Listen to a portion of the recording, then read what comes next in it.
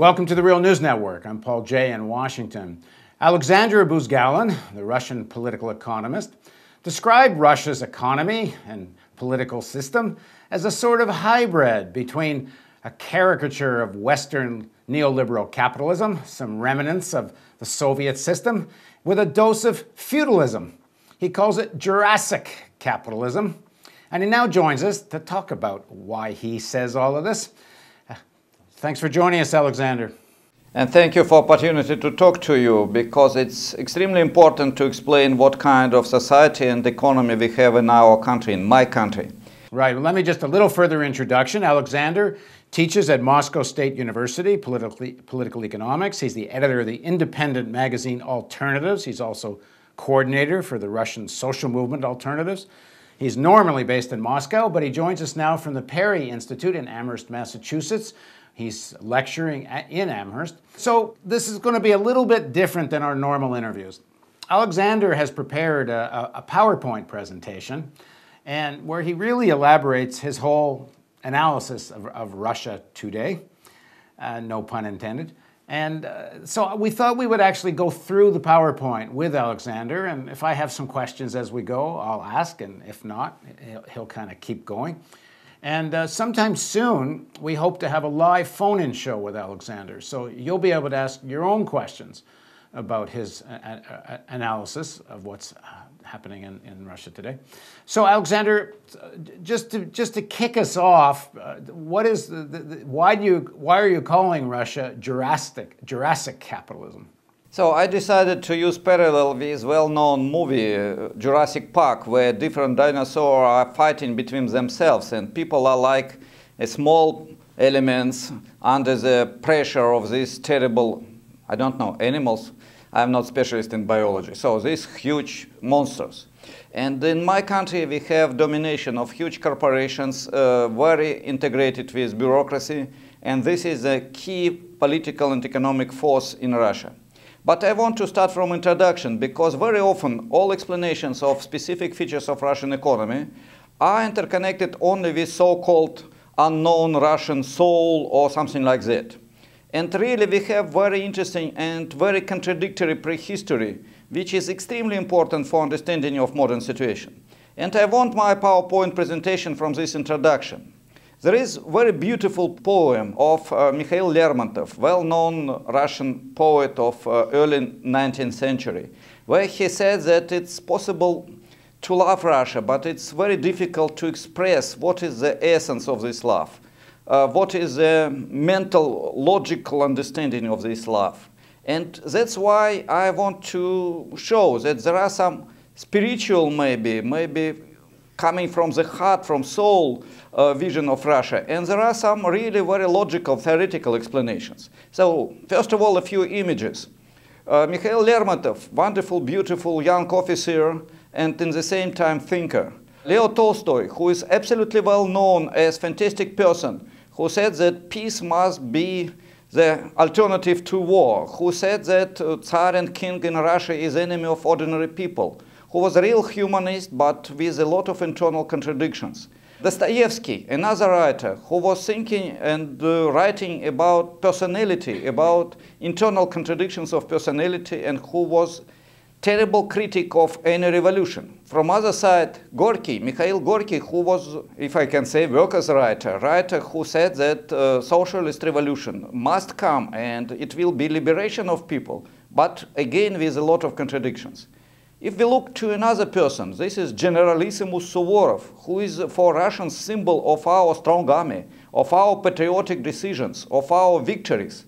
But from other side, Suvorov was a person who started attacks on bourgeois, more or less democratic Europe, and it was really not very positive for historical development. Again, new contradiction. Another person, Ulyanov, Lenin, the man who changed the world, at least for 20th century. What are your opinions, those who are looking on me, those who are thinking about topic which we are discussing? Please try to find the answer. Without Soviet Union, what kind of society will be or could be in our planet in 20th century? Better, worse? This is a big question mark. But for our country, it's definitely one of the key persons and one of the key problems.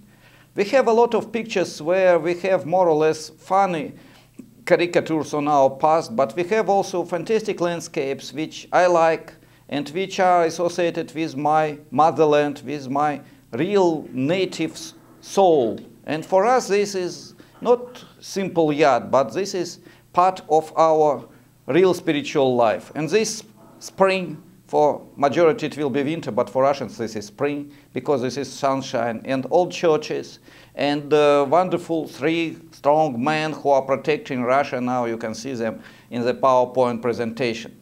But also we have another history of the Soviet Union with red flag, and this red flag was the symbol not only for our country but for the whole left opposition, with a lot of different elements, contradictions inside and so on. It was a huge country, territory, one of the biggest in the world, and it was second superpower in the world.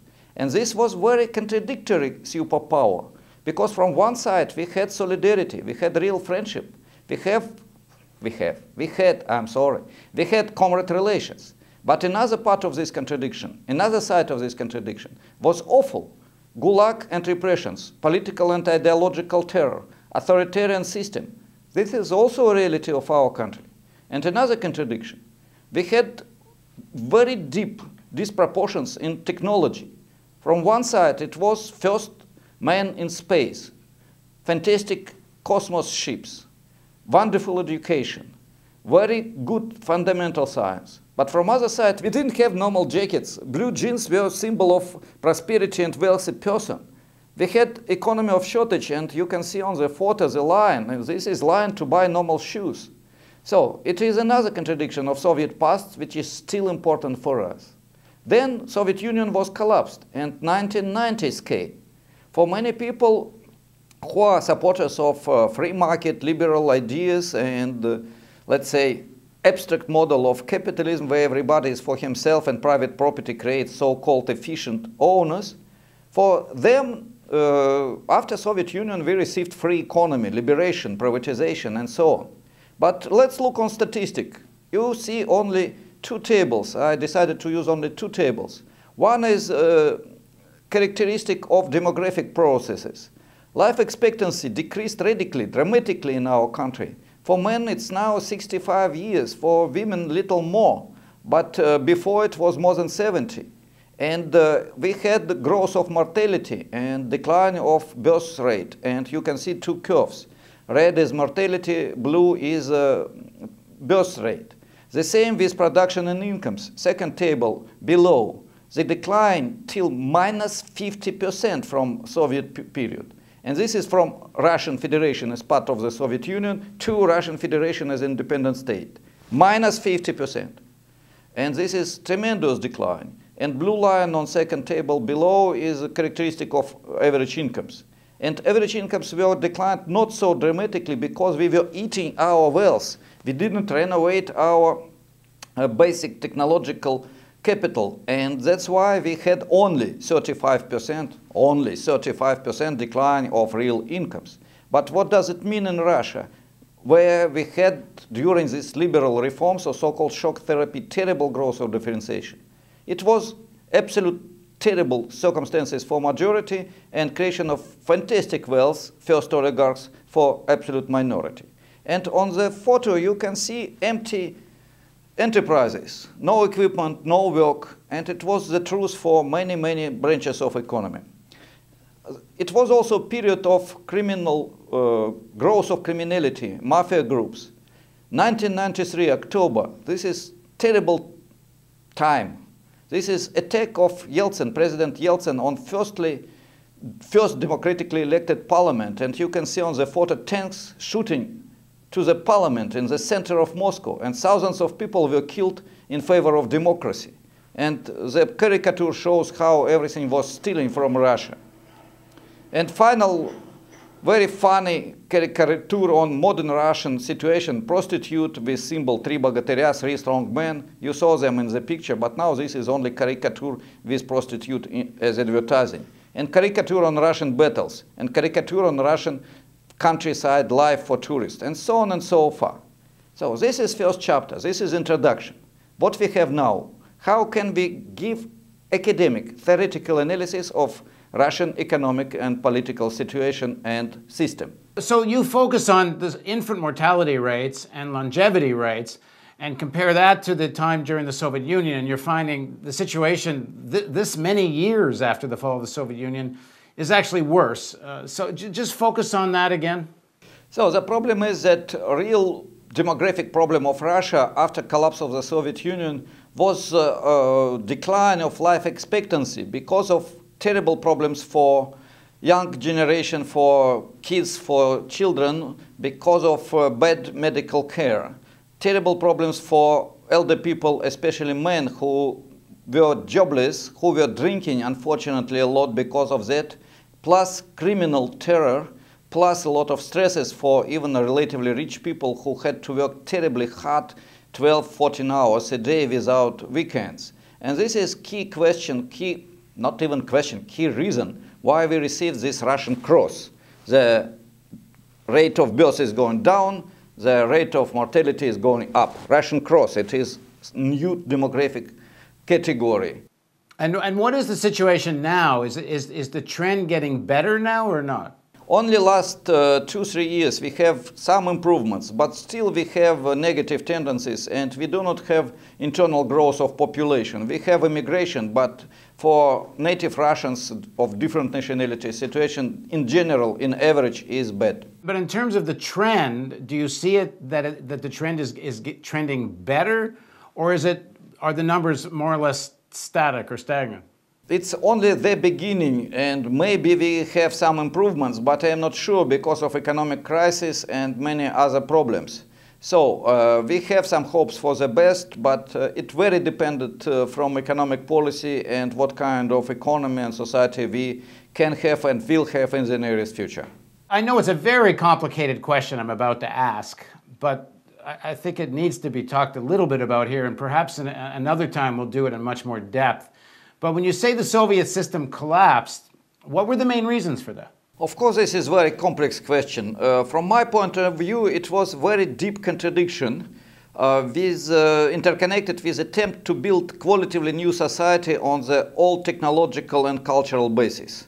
And finally, it could be done only on the basis of real social creativity of the masses. But Soviet system finally had another evolution, and it was growth of paternalistic authoritarian tendencies, decline of social energy of the masses, growth of bureaucracy as a result of these contradictions. And finally, we received terrible contradiction. We didn't have our internal socialist basis for growth, for activity, for innovations. And attempts to integrate market forms in the bureaucratic system led to collapse because we were trying to build new consumer society or old consumer society in the circumstances of economy of shortage and without real enthusiasm of masses, without real social creativity as basis.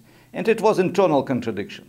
Of course, it was also influence from outside, and this also was very important. But the key question is evolution of our top officials of bureaucracy who decided to transfer their power into the wealth, and second, apathy of ordinary people who finally went from enthusiasm of creation of new society towards very conformist behavior of people who wants only to have new dress, new food, good food, beautiful or maybe fashion dress and new car.